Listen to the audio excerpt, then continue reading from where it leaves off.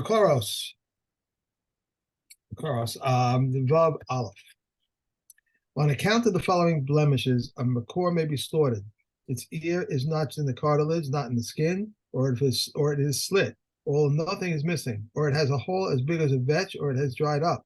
What is considered dried up? Anything that, if punctured, does not emit a drop of blood. Rabbi Yossi ben Meshulav says it is so dry that it crumbles.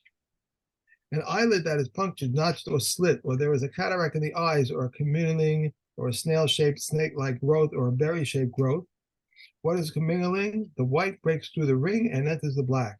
But if the commingling is in the black and enters the white, it is not a blemish, for there are no blemishes in the white. White flecks are water that are permanent. What are permanent white flecks? Any that remained 80 days. The Kanina ben Antigono says we have examined it 3 times within 80 days. What is permanent water? If it ate fresh and dry fodder from a rain-watered field, but if it ate fresh and dry fodder from an irrigated field, or if it ate dry fodder and afterwards we ate fresh fodder, or it is not considered a blemish unless it eats the dry after the fresh. Okay. Continuing the mumim that permitted bechor to be shechted, and in parentheses, as we'll see a little bit later, the same set of rules applies for all muktashim. For any kind of animal that's been dedicated as a sacrifice, at what point can you now redeem it because it's now got a blemish and you're not allowed to bring it inside the base of mikdash? It's the same set of rules for everything. Okay, we just bring it in the Bechoros because we're in the subject of mumim and when you can check the Bechor. Okay, chot moshenikav. What if its nose is punctured or shenifgam, or it is blemished, or shenistach, or it's been slit? So this is only referring to the outer part of the nose, but it's talking about the septum where there's an internal slit in the septum. It's not so visible. That's not considered a mum. Same with the lip. If it is punctured or blemished or slit.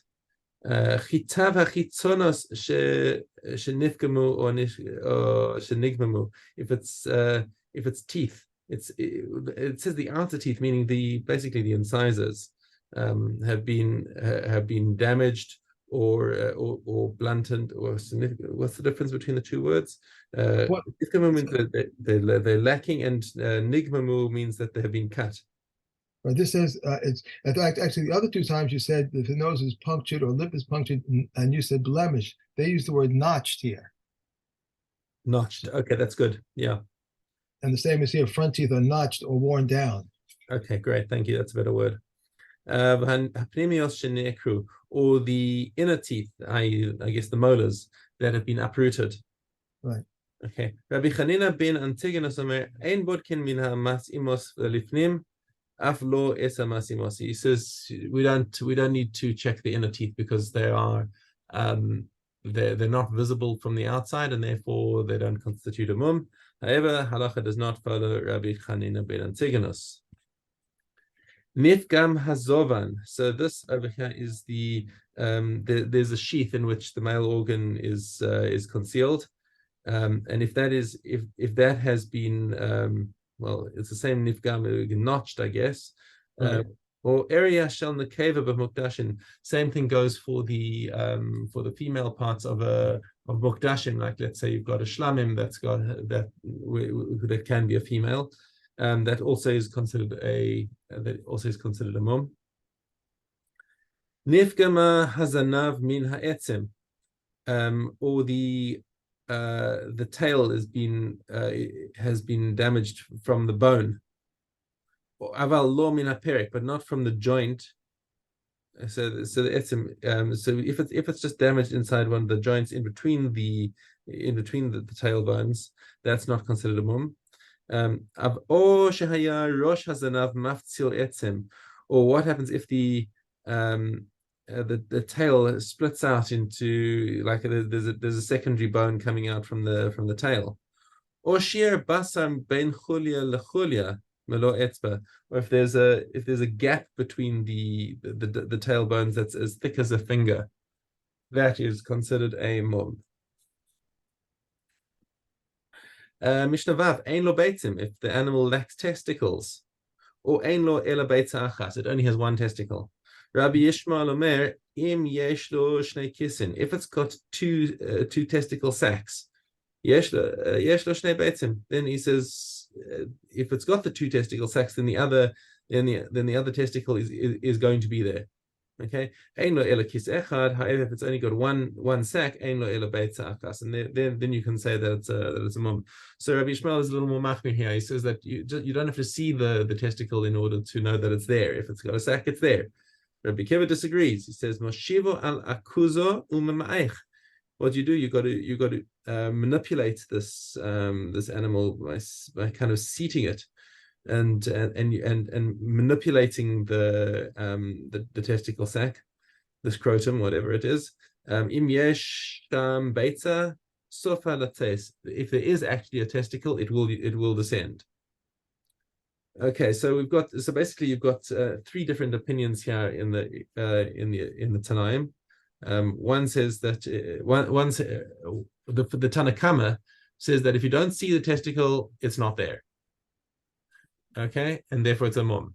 Rabbi Yishmael says no. If you see the sac, that's evidence that it is there. And Rabbi Akiva says no. You've got to manipulate it because maybe it's there, maybe it's not there, and you've got to get the evidence. Okay. There was a case where they followed Rabbi Akiva's advice, and they tried to manipulate it, and the testicle didn't come out. And they found that the testicle was undescended, it was still there, but it was up near the kidneys.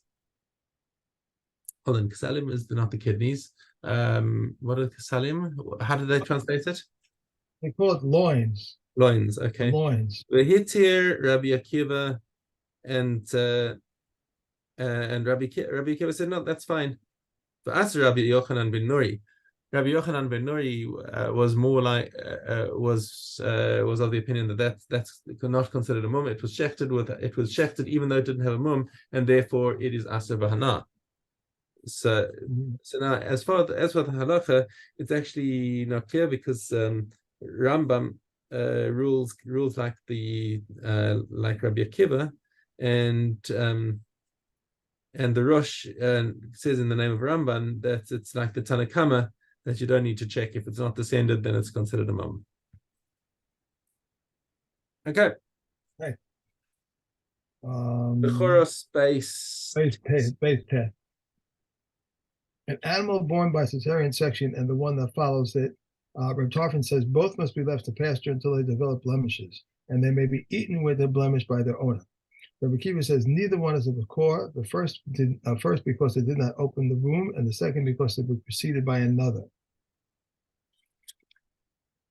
If one buys an animal from a non-Jew and it is not known whether it had born its first offspring or not, Rabbi Ishmael says the offspring of a goat in its first year certainly belongs to a Kohen. From here on, it is questionable. The offspring of a ewe in its second year certainly belongs to the Kohen. From here on, it is questionable. The offspring of a cow or donkey in its third year certainly belongs to a Kohen. From here on, it is questionable. Rabbi Kiva said to him, if offspring alone would exempt the animal, it would be as you say, but they said the sign of offspring in small livestock is a womb discharge, and in livestock, an animal, I can't believe this. I can't get the word out today. You have the word. If the semen of birth in the hemadaka is small animals, and is the tinuf is a bit of amniotic sac. That's what it is. Okay. I'm just going to get it. And a woman, an embryo, or an amniotic sac. This is the rule. With any animal known to have previously born its first, the Kohen receives nothing. And with any one that is not born its first, this first male offspring belongs to the Kohen. If it is questionable, it may be eaten in its blemished state by the owner. Eliezer ben Yaakov says if a large livestock animal discharges a mass of congealed blood, it must be buried, and it is exempt from the laws of Bechor. Shimon ben Gamliel says if one buys a nursing animal from a non-Jew, he need not suspect that it was the offspring of another animal. If he entered among his flock and saw that those that had just born for the first time were nursing, and that those that had been previously given birth were nursing as well, he did not suspect that the offspring of this one came to that one, or that that offspring of that one came to this one. Okay. Right, No, that's it. Okay. Nachulin? Menachos first. Okay. First Menachos, then Chulin.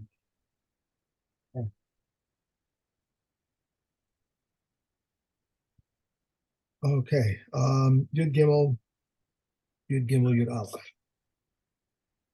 It said regarding the animal Olah, a fire offering a pleasant aroma, regarding the word Olah, a fire offering a pleasant aroma, and regarding the milk offering, a fire offering a pleasing aroma. This teaches that there is no difference between the one who offers much and the one who offers little, as long as he directs his mind to heaven.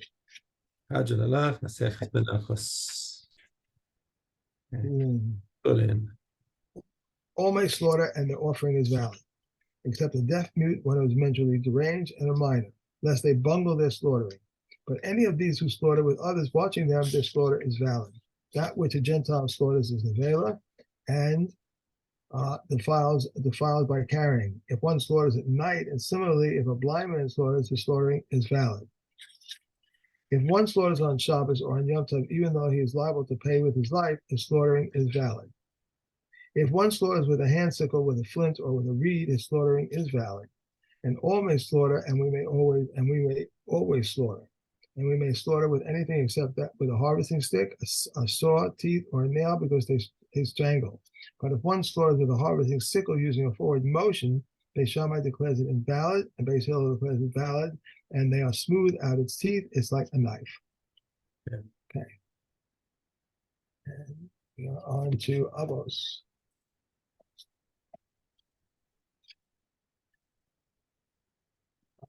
Okay, Gimel Yud Chet. Reb Elias ben Kizma says the laws of bird offerings and beginnings of menstruational cycles, these are essential laws. Astronomy and numerology are like dessert for wisdom. And Zomer says, who is wise? He who learns from every person, as it is said, from all my teachers I grew wise. From your testimonies are my conversation. Who is strong? He who subdues his personal inclination. As it is said, he who is slow to anger is better than a strong man, and a master of possessions is better than a conqueror of a city. Who is rich? He who is happy with his lot. And it is said, when you eat the labor of your hands, you are praiseworthy, and all is well with you. You are praiseworthy in this world, and all is well with you in the world to come. Who is honored? He who honors others, as it is said, for those who honor me, I will honor, and those who scorn me shall be degraded. But that should be it. Yes. No, one more. Ben Azar says, run to perform even a minor mitzvah and flee from sin. For one mitzvah leads to another mitzvah, and one sin leads to another sin. For the reward of a mitzvah is a mitzvah, and the punishment of a sin is a sin.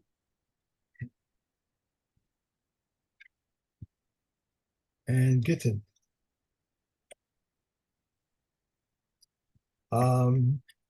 If one was bringing a get from overseas and became ill, the court appoints another and sends him, and he says before them, it is written in my presence and signed in my presence. The latter agent need not say, it was written in my presence and signed in my presence. Rather, he says, I am an agent of the court. One who lends money to a Kohen, a Levi, or a poor person on the condition to separate from their portions, and instead they separate in instead on the assumption that they are alive and need not be concerned that the Kohen or Levi had died, but that the poor man became wealthy. If they died, he must obtain permission from his heirs. And if he lent them before the court, he need not obtain permission from the heirs. One who puts aside produce to separate truma and tithes with them, or money to separate the second tithe with them, may separate with them on the assumption that they are still in existence. If they were lost, he must be cautious regarding a period of 24 hours. These are the words of Elazar ben Shamu. Yehuda says, at 3 points in time, the wine must be examined: at the time of the east wind, which is after the festival, with the emergence of the budding berries, and at the time the liquid enters the unripe grapes. One more. If one sent a get to his wife and encountered the agent, or sent an agent after him and said to him, that get that I gave you is void, it is void.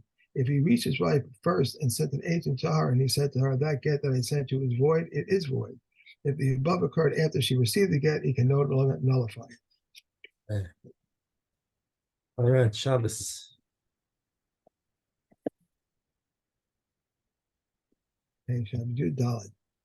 One who intended to take out an object in front of him and it slipped behind him is exempt. Behind him, if it shifted to the front of him, is liable. Indeed, they said a woman girded with an apron, whether in front of her or behind it, is liable, for it is common for it to shift around. And Yehuda says also letter carriers.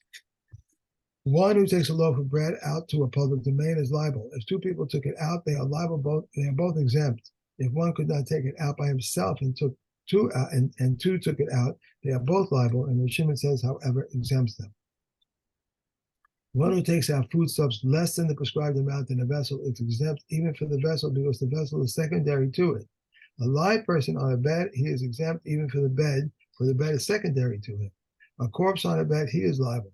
And similarly, one who takes out a part of a corpse the size of an olive, or the piece of an animal's carcass the size of an olive, or a piece of a dead sheretz the size of a lentil, he is liable, and Reb Shimon, however, exempts him. One who removes his fingernails, one with the other, or with his teeth, or similarly one who removes his hair, his mustache, or his beard in such a manner, and one who braids her hair, or paints her eyes and parts her hair, that Eliezer declares liable.